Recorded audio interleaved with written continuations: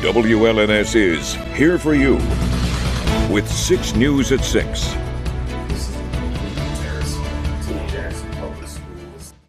Tensions rise between Jackson Public Schools board members to the point of a personal protection order request. It's our top story at 6. Thank you for joining us. I'm Siobhan Klepfer. Sherry will be back tonight for 6 News at 11.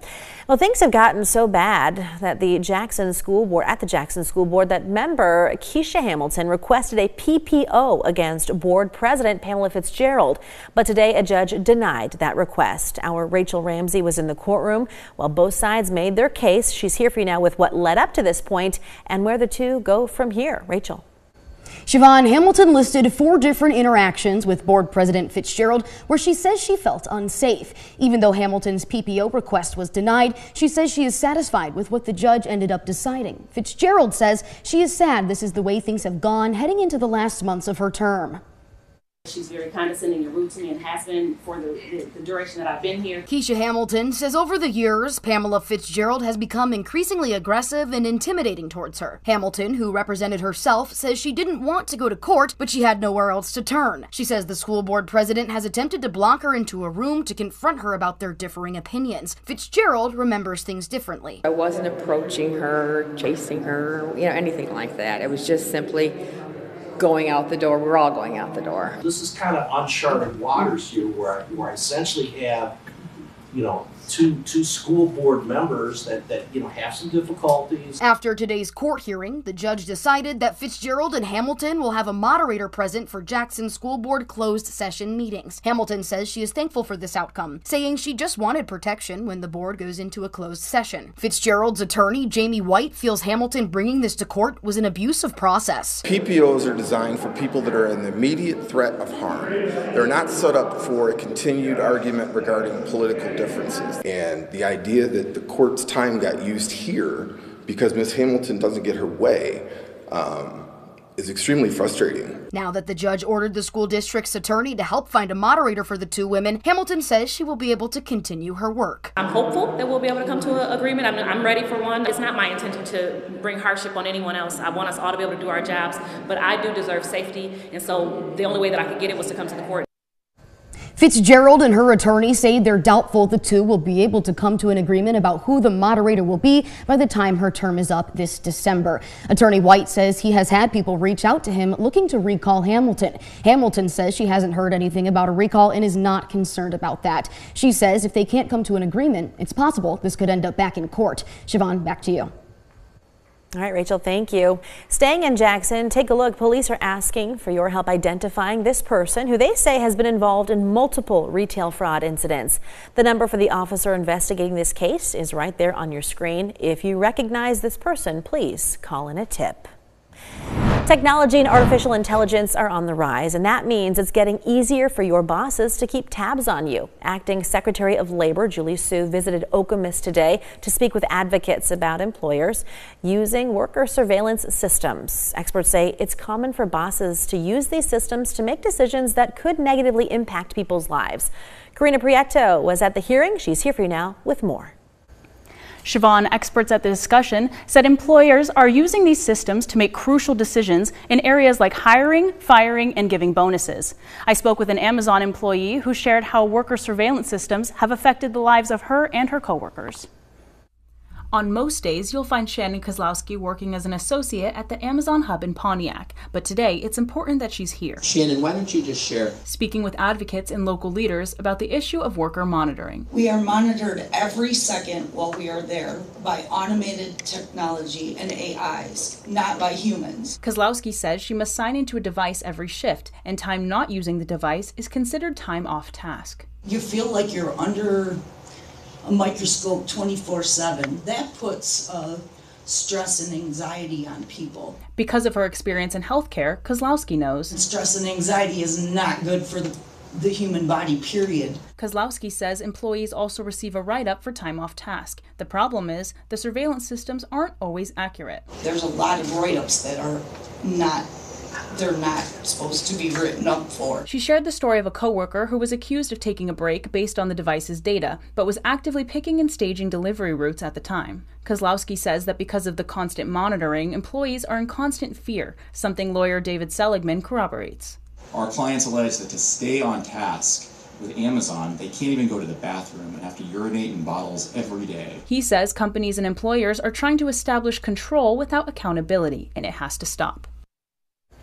An Amazon spokesperson gave a statement that Amazon's employment decisions, employee break periods, and technology use, quote, comply with applicable laws and regulations.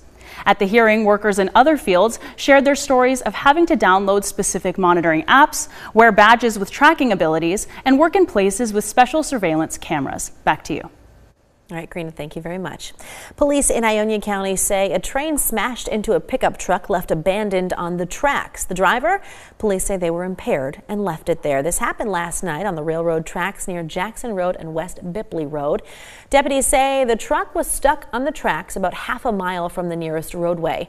The driver left the truck there as the train started coming their way. The train could not stop, but the driver escaped and was not hurt. Police say the driver admitted to having been driving while intoxicated at the time of the crash, which is still under investigation. And in this update, funeral services have been announced for the Mason woman whose disappearance launched a volunteer search effort earlier this week. 34-year-old Emily Elizabeth Allen died this past Sunday. Funeral services will be held Monday, October 28th at 11 a.m. at the Nelson House Funeral Home. Her burial will follow at Oak Hill Cemetery in Owasso. The family will receive friends at the funeral home on Sunday, October 27th from 2 to 6 p.m. Those desiring may make contributions to her children's education fund, and details are available on the Nelson House Funeral Home website. From Storm Tracker 6, this is Weather First, sponsored by Auto Owners Insurance. Simple human sense. Well, the weather today quite nice. Temperatures upper 50s to right around 60, still above average, even though we have seen quite the cooling trend this week. And we'll see even cooler weather for the weekend, but we've got plenty more warm weather in store, as well as 70s will likely return to the area as we head into next week. In the meantime, though, you can still enjoy the evening hours and have to dodge a little wet weather out there tomorrow morning. We've been showing a lot of fall foliage pictures lately because, of course, we are in peak season right now. And another one today coming to us out of St. John's from Kim. I love to do this. It's just, you know, the random dirt roads in Michigan. Sometimes I make a wrong turn on purpose just to see what you're going to see out there, and sometimes it's beautiful, just like this shot. Absolutely gorgeous. If you'd like to send your fall foliage pictures or maybe some Halloween decorations, may feature a few of those over the coming days as well. You can upload those at WLNS.com/share. A look at what's coming our way is rainfall. The chance for rain is going to peak early tomorrow morning between 6 a.m. and around 10 a.m. and then start to drop as we move into tomorrow afternoon. So for Friday night football, I think we're in great shape. Things will begin to clear out, and then into Saturday, low rain chances as we've got a lot of sunshine in store. Temperatures over the weekend, mid-50s for highs. It is on the cool side, but with sunshine, it won't feel too bad. And look at next Tuesday and Wednesday. Here we go again, back in the mid-70s for highs before another cold front begins to cool us back down. Easy to say. Satellite and radar. Sunshine now. The clouds are increasing to our west. Will become cloudy tonight, and we've got rainfall out there early tomorrow morning at 7 o'clock. Rain will quickly clear the area. Cold front does too by around 6 o'clock in the evening, and once it does so, drier air begins to work in with this area of high pressure. That's going to spell some cold overnight lows this weekend. Saturday morning in the 30s, and as this high is almost right overhead Saturday night, we could dip into the upper 20s for lows by Sunday morning. Temperatures currently in the upper 50s to right around 60, with St. John still one of the warmer spots at 60, 61 in Hastings on the Skyview network. What a beautiful day. Still lots of sunshine. We're at 59 on the McLaren cam. Wind gusts today only 14 miles per hour, so even though it was in the 50s, you didn't really feel that with the sunshine coming down. Grand Ledge, beautiful sunset is shaping up. Temperature, it's 59 degrees. Morning low, kind of cold, down to 35, but not too bad. In Jackson, look at that sun view right there. Boy, it's going to be a gorgeous one out there. Temperature is 57 degrees. A high today was 59. Morning low down to 31. In Hillsdale, our current temperature also also mild at 56 degrees after a high just a couple hours ago at 59. Forecast for tonight, overnight low 41 degrees as rain begins to develop by daybreak.